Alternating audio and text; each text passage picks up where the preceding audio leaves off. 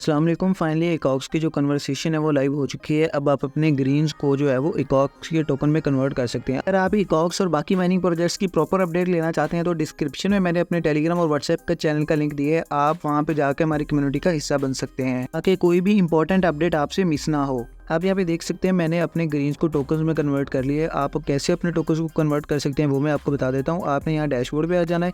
यहाँ पे आपके सामने वॉलेट का ऑप्शन नज़र आ जाएगा। आपने यहाँ पे क्लिक कर देना है।